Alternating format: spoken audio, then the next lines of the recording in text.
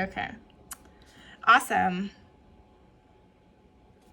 Well, welcome, guys. We'll see what happens. I mean, I'll video it and we'll go from there. Okay.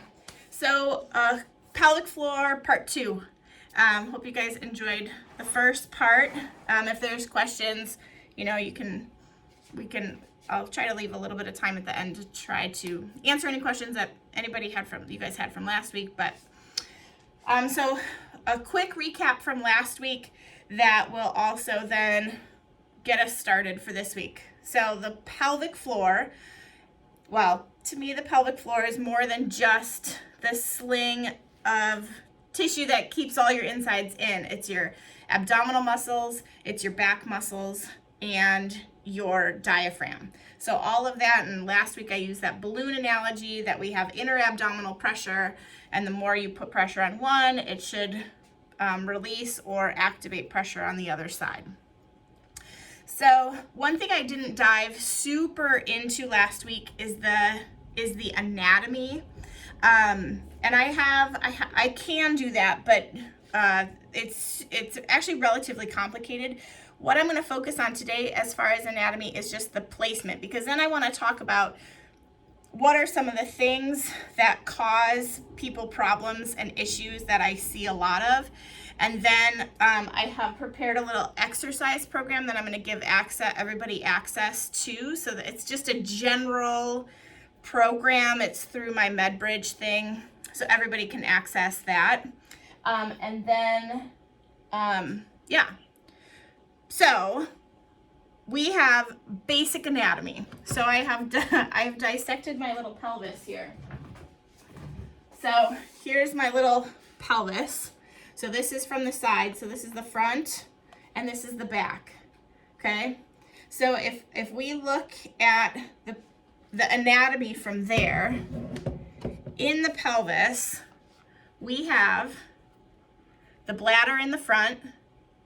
We have the vaginal canal and the uterus, which my son likes to call the stingray.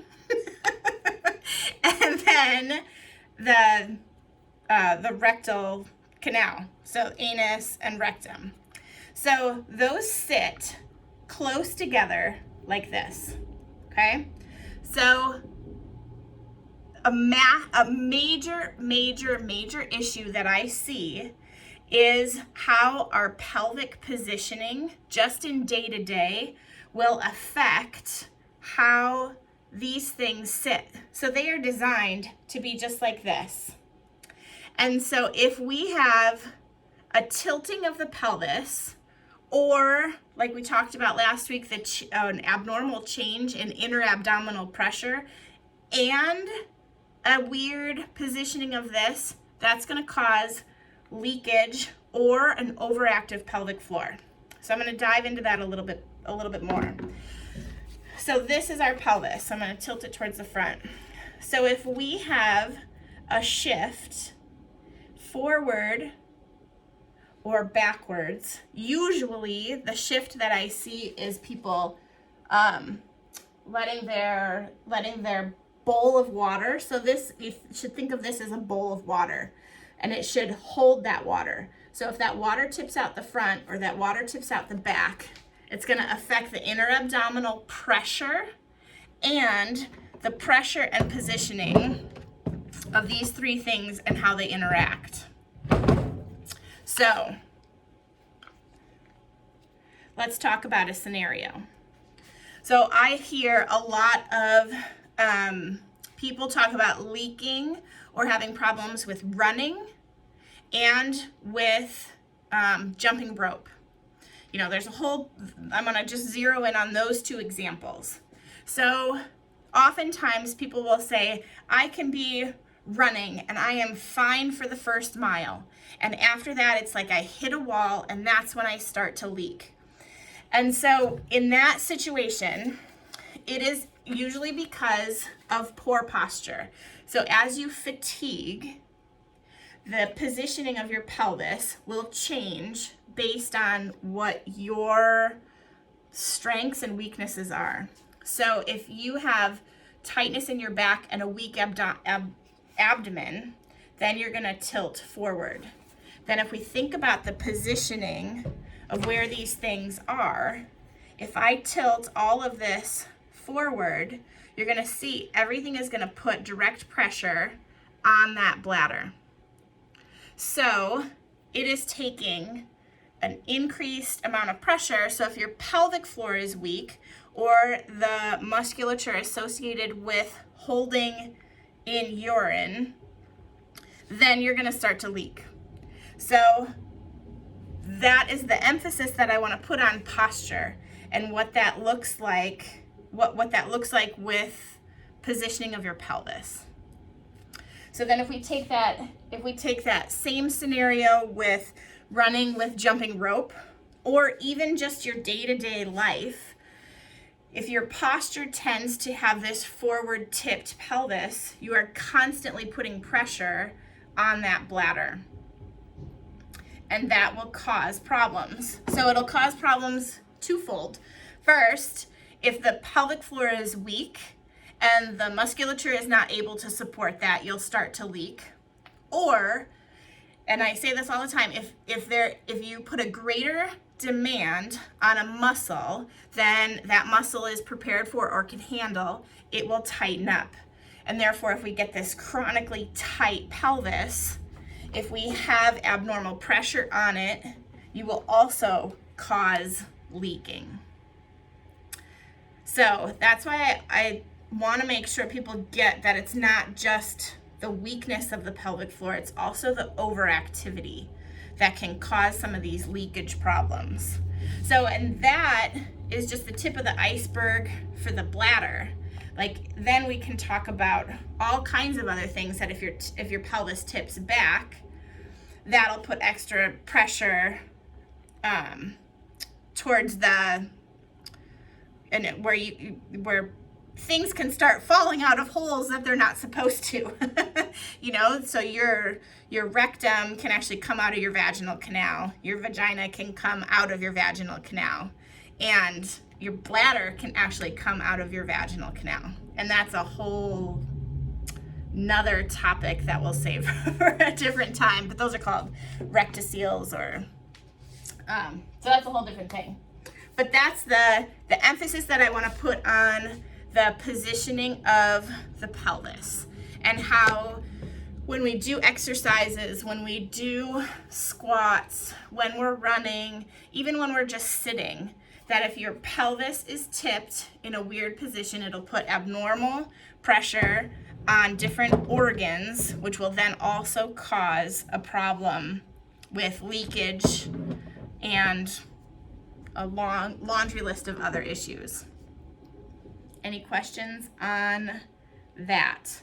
I'm going to keep going with that a little bit if we don't have any direct questions.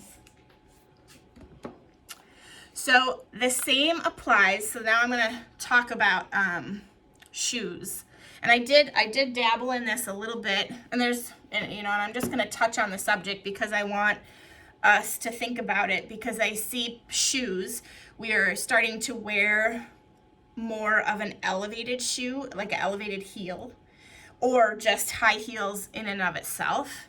And that high heel position, what that high heel position will do is tilt the pelvis forward. So I will see people that have worn high heels for long periods of time. This is when I see a huge problem with pelvic floor. Usually they become overactive, an overactive pelvic floor, because that pelvic floor has to function differently and therefore activate more because it's in a chronically tipped forward position. So then if we talk about the foot, not if we remove the shoe in general, but if a foot is not prepared for the interaction it has with us walking and stepping or running, if the mechanics of the foot are altered because we've put that foot in too small of a shoe for too long of a period of time, and the foot can't function the way that it should, then it can't absorb the stepping, the pressure, that it should be able to absorb, because then it just goes straight up the leg, and the first place it hits then is the pelvic floor, that sort of energy. So if we break down the mechanics of the foot and that's not functioning right, then that'll actually put pressure, an abnormal pressure on the pelvic floor. We're seeing this a lot. If you take a 50 to 60-year-old woman's pelvic floor and compare it with a 15 to 20-year-old pelvic floor, we're actually seeing the same results and activation, because we have created this problem in the foot and how the foot should function, because we've put it in weird shoes from a very early age. Now, but on top of that, women are playing sports. I'm kind of going on a little tangent. Women are playing higher level sports younger and younger and younger and younger, and that they don't breathe right. They're taking on way more stress. And then we add all the things that I just talked about: poor foot mechanics, poor just posture, this hunched over posture, that their pelvic floors are not able to function the way that they were designed. So kind of an interesting, there's a couple studies, really cool studies about that. Okay, so that was really like the main visual. I wanted to get this visual of how the pelvis should sit and how the pelvis should function. And then I wanted to talk about the exercise program that I designed. And this is not, these are just things that people can think about and things that you can try, because not everybody understands or thinks about exercises for their pelvic floor. So I'm gonna share my screen here real quick and just show you how to get there.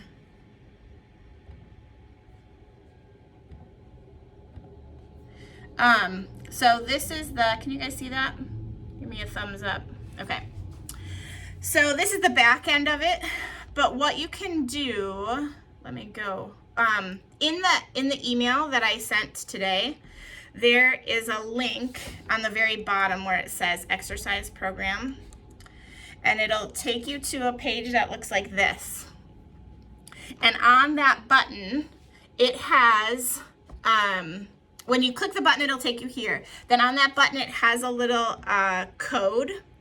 And if you type in that code, it'll take you to the program. So I put 5 things here. One is the exercise that we did last week, and that was the breathing, where we talked about taking that deep breath in, lengthening of the pelvic floor, relaxing, draw that pelvic floor up. And then we put that same breathing technique into a different position with some breathing in a quadruped position where you're on your hands and knees. That one's more for repetition, not necessarily time. I feel like the breathing, the first one, that diaphragmatic breathing, is more for time. This is more for repetition. Then it shows an example of a pelvic floor stretch. Not everyone will feel this, but I wanted to make it poignant that some people have an overactive. It's super, super tight. So this is a stretch. This one shows hands on knees. You can also it's called Happy Baby in yoga, where you put your hands on your feet. But you can walk through this. I just wanted to make sure. Then in a deep squat, and then a pelvic floor activation with stepping up onto a step. So the first two are kind of breathing. This middle one is for stretching. Actually, these third and fourth one are for some stretching and relaxation. And then the last one is for an active, for some activation stuff. So that way people have access to an example of, obviously if you've got some significant problems, you should seek out an actual evaluation with a women's health physical therapist and get exactly the right exercises. But these are just some general, simple ones for people to kind of play around with and just get some experience with focusing on the activation and relaxing of your pelvic floor. So that is in that link, or that is in that email with that code. And if you want to, there's an app you can download and all that, if people are interested in that. So let me check my little list. Yeah, that is the the basics of what I wanted to cover today. I will, if people have other questions, I mean, this is something I could probably talk 20 minutes a week for like easily months and months and months, because it's such a huge topic with so much information to know. But I just wanted to, you know, nip some big things, the things that I see. I don't treat necessarily pelvic floor consistently, but I do address it when it's necessary. I did do women's health for a while, but once you do women's health, it's all you do. So that's why I steer away from taking a lot of clients right now, because there are a couple women's health in our local area. But yeah, so that's my synopsis. Do you guys have any initial questions?